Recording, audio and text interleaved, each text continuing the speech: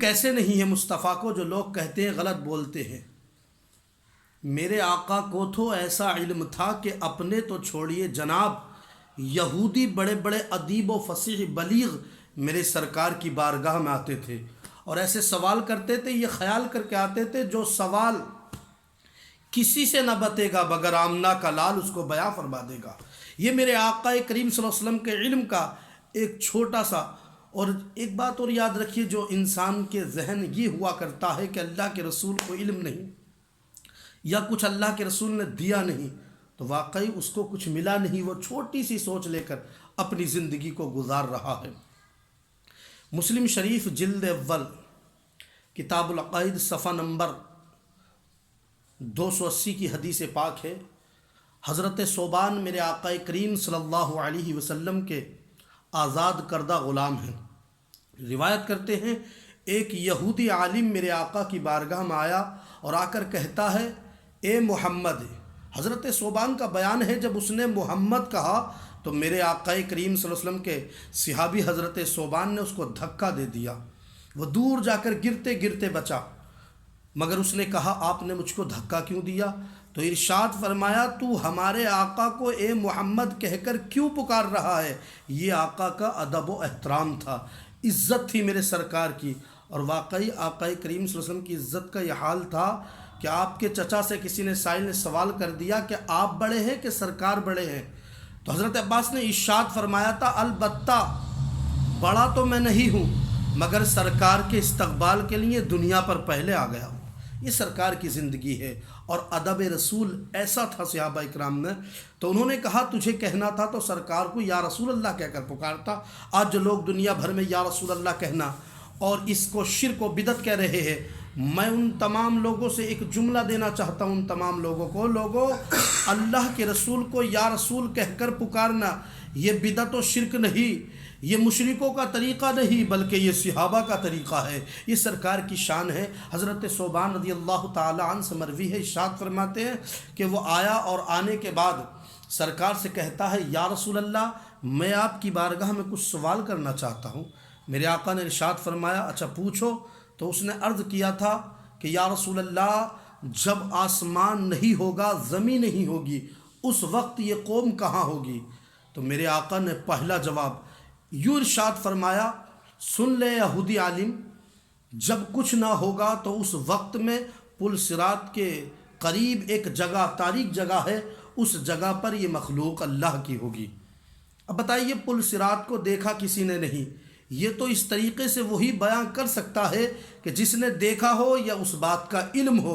معلوم ہو گیا کہ سرکار رہتے زمیں پر تھے، حکومت آسمان پر کرتے تھے، رہتے زمیں پر تھے، لیکن نظروں سے لوگ کہہ دیتے ہیں صاحب آقا کریم ہماری طرح ہیں، الگ الگ بیان، الگ الگ باتیں، الگ الگ گفتگو کیا کرتے ہیں۔ مگر میں ان لوگوں سے کہتا ہوں، لوگوں سرکار کی شان یہ ہے کہ دنیا پر رہ کر جنت کی زیارت کر لیا کرتے تھے، اور جنت بنی بلکہ جنت ہی میرے نبی کا خود صدقہ ہے۔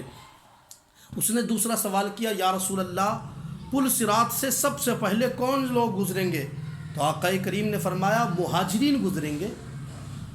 یہ مہاجر کہتے ہیں ایک جگہ سے دوسری جگہ منتقل ہونے والے کو مہاجرین کہتے ہیں۔ نبی کے زمانے سے قبل لوگ ایک جگہ سے دوسری جگہ ہجرت تو کرتے تھے مگر باعث ثواب نہیں تھا، مگر میرے آقا نے مکے سے مدینے کی طرف کیا روانہ ہوئے؟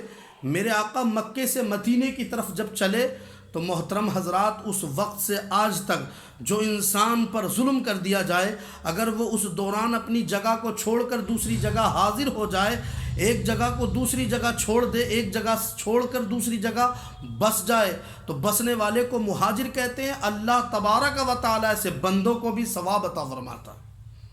اس نے سوال کیا تھا، یا رسول اللہ آگے کے بارے میں بیان فرمائیے آقا، جب یہ لوگ جنت میں جائیں گے اس وقت کھانا کیا ملے گا؟ تو میرے آقا نے ارشاد فرمایا، اس وقت مچھلی کے کلیجے کا ٹکڑا ملے گا۔ عرض کیا، یا رسول اللہ مچھلی کے کلیجے کا ٹکڑا ملے گا؟ ہاں، میرے آقا نے ارشاد فرمایا مچھلی کے کلیجے کا ٹکڑا۔ پھر کہا، یا رسول اللہ اس کے بعد کیا ملے گا؟ تو میرے آقا نے ارشاد فرمایا اس کے بعد ملے گا ان لوگوں کو جو جنت کے اطراف میں بیل ہے اس کو ذبح کیا جائے گا۔ یا رسول اللہ مشروب یعنی پینے کے لیے کیا ملے گا؟ تو آقا نے فرمایا اس چشمے کا پانی جس کا نام سلسبیل ہے، اللہ تعالیٰ اس چشمے کا ان کو پانی پلائے گا۔ محترم حضرات، بات یہاں ہی تک محدود نہیں ہوئی، اس نے اور سوال کیا اور ارشاد عرض کیا، یا رسول اللہ، میرے آقا بچے کے متعلق اس نے سوال کیا تھا تو سرکار نے فرمایا کہ دیکھو، مرد کی منی سفید ہوتی ہے، عورت کی زرد ہوتی ہے۔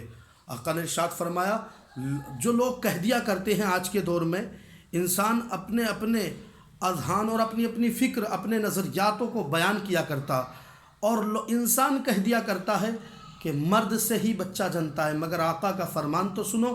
آقا نے ارشاد فرمایا، جب میاں بیوی ملتے ہیں، ملنے کے بعد اگر مرد کا نطفہ غالب آ جائے تو دو وجہ ہیں، ایک تو لڑکا پیدا ہوگا، میرے آقا کریم فرماتے ہیں ایک لڑکا پیدا ہوگا، اور دوسری اس کی شکل یا تو اس کے باپ یا اس کے خاندان پر ہوگی۔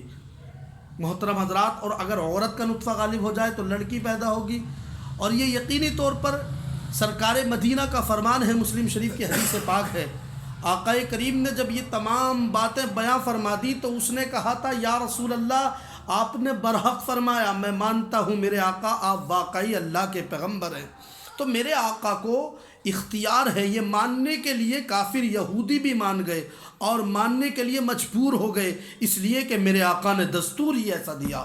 اب محترم حضرات، عمر فاروق رضی اللہ تعالیٰ عنہ سے بھی مروی ہے کہ ایک شخص نے، قرآن پاک ہے، الذین آتیناہم الکتاب یتلونہ حق تلاوتہ اولئک یؤمنون بہ، اللہ تبارک و تعالیٰ ارشاد فرماتا ہے کہ نبی کو البتہ یہ لوگ جانتے ہیں۔ کون لوگ؟ اپنے بچوں سے زیادہ جانتے ہیں، اپنی اولاد سے زیادہ جانتے ہیں۔ جب حضرت ابو سلام جب آقا کریم پر ایقان رکھ لیا، ایمان لے آئے، اس وقت عمر نے کہا تھا، آپ نبی پر ایمان کیسے لائے؟ یعرفونہ، کیا آقا کو جانتے؟ ارے کیا میرے آقا کو آپ پہچانتے ہیں؟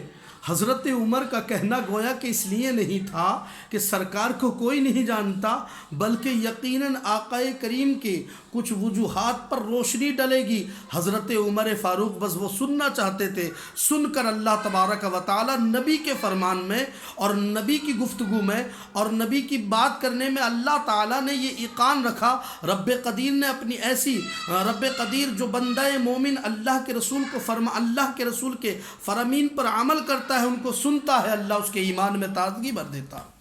اب محترم حضرات، تو انہوں نے کہا تھا، اے عمر، میں سرکار کو اپنے بچوں سے زیادہ جانتا ہوں۔ انا وہ کیسے؟ اس لیے کہ میں آقا کریم صلی اللہ علیہ وسلم کا ذکر میں نے اپنی کتاب توریت میں پڑھا تھا۔ محترم حضرات، جب اس نے سرکار کی عزت ادب و احترام کیا تو اس موقع پر عمر فاروق نے اٹھ کر ان کو چوم لیا، ان کا بوسہ دے دیا۔ پتہ چلا کہ بوسہ دینا، جو اللہ رسول کی گفتگو میں اپنی زندگی کو گزار دے، صالحین کا بوسہ دینا، یہ بھی بدعت و شرک نہیں بلکہ عمر فاروق کی سنت مبارک۔